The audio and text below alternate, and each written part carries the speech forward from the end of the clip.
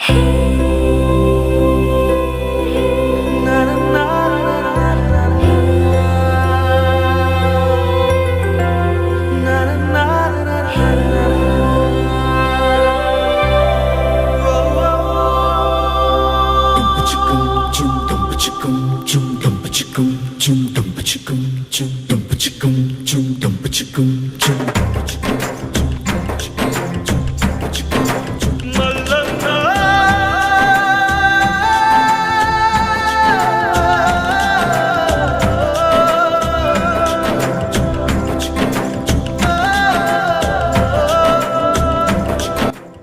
అండి, అందరికీ నమస్తే. Welcome back to our channel Shweta Reddy. నేను మీ శ్వేత.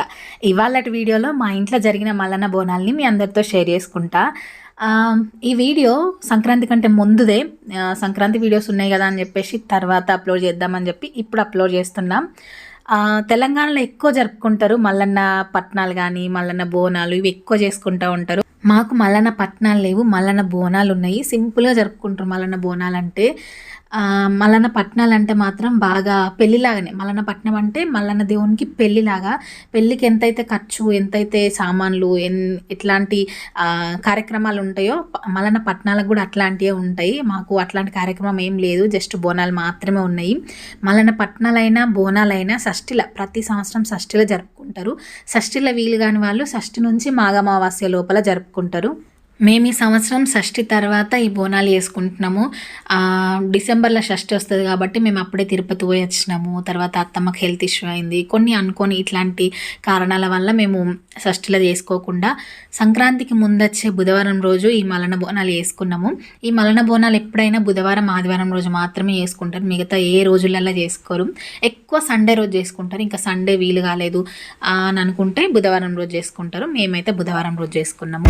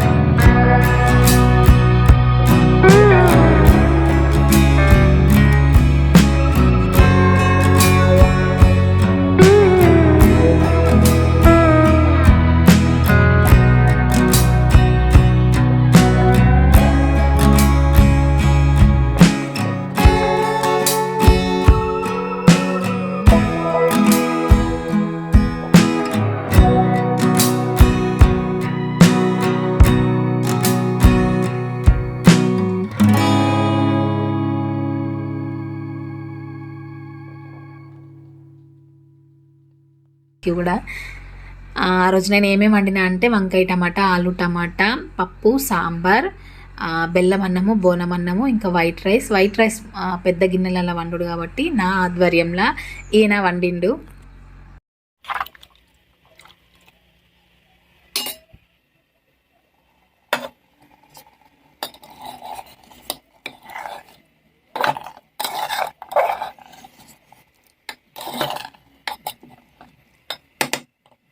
వంటలన్నీ దాదాపుగా కంప్లీట్ అయిన తర్వాత నేను పోషమ్మ టెంపుల్కి వచ్చిన.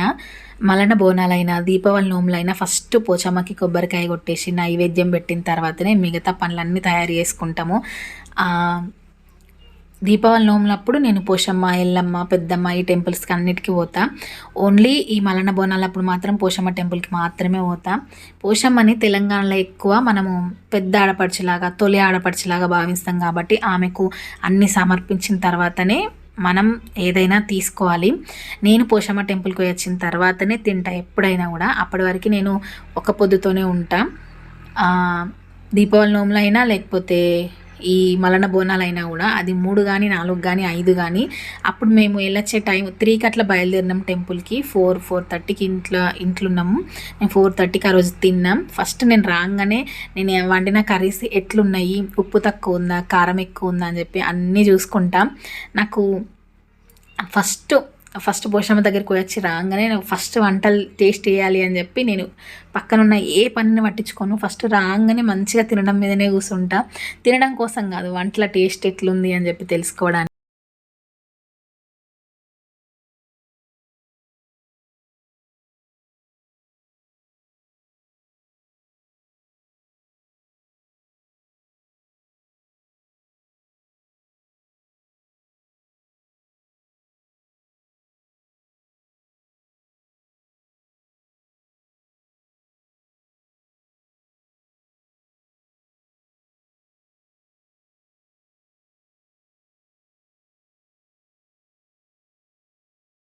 తృప్తిగా తిన్న తర్వాత ఇంకా ఏం పనులుంటే అవన్నీ చేసుకుంటా. తిన్నాకనే గిన్నెలన్నీ దోమేసి ఇల్లు ఊడ్చి పూత గంధం పెడుతున్న. సాయంత్రం 5:30 అట్లా అవుతుంది టైం అప్పుడు.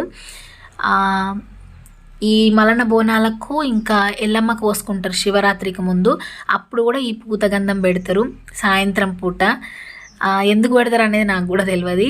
ఇప్పుడు నేను పెట్టేదాన్ని ఎదురుగుంజ అంటారు. ఈ పోల్ని ఎదురుగుంజ అంటారు. ఎందుకు పెడతారో ఈ ఎదురుగుంజకు కూడా ఈ పూతగంధం అనేది నాకైతే అస్సలు తెలియదు. మా ఇంట్లో పెట్టే ఉంది కాబట్టి నేను కూడా దాన్ని అట్లనే కంటిన్యూ చేస్తున్నా. ఈ ఎదురుగుంజకి మంచిగా పూతగంధం పెట్టేసి పసుపు కుంకుమ పెట్టి పూలదండ, బంతి పూల దండ కడతాము. ప్రతి గడపకు ఇట్లనే పూతగంధం పెట్టేసి పసుపు కుంకుమ పెట్టాలి.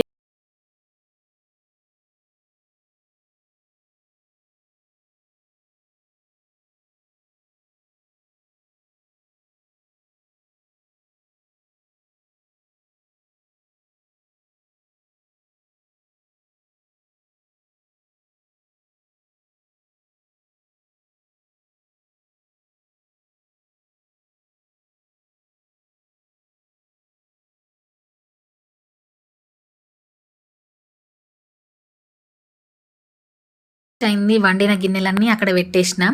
అక్కడ నేను వండిన అన్నం గిన్నెలకి ఎందుకు అంత మష అంటిందంటే, మాకు రైట్ సైడ్కి పెద్ద బర్నర్ వస్తుంది. అది ఫుల్ మంట పెట్టినప్పుడు అట్లా పొగ వస్తుంది, గిన్నెలకు అంత పొగ లాగా పట్టుకుంటుంది. ఎందుకంటే ఎక్కువ క్వాంటిటీ రైస్ వండాలి కాబట్టి ఆ స్టవ్ పైన పెట్టాల్సిందే, తప్పదు. చిన్నగా పెట్టుకుంటాం నార్మల్గా డైలీ వండుకుంటే.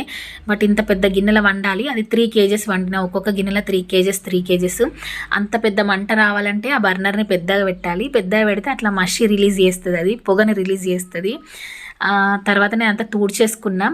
ఇప్పుడు ఇంకా మల్లన్న దగ్గర ఏమేమి అవసరం ఉంటుంది, బోనాలు అవన్నీ కూడా సర్దుకొని పూజ అయితే స్టార్ట్ చేసిన.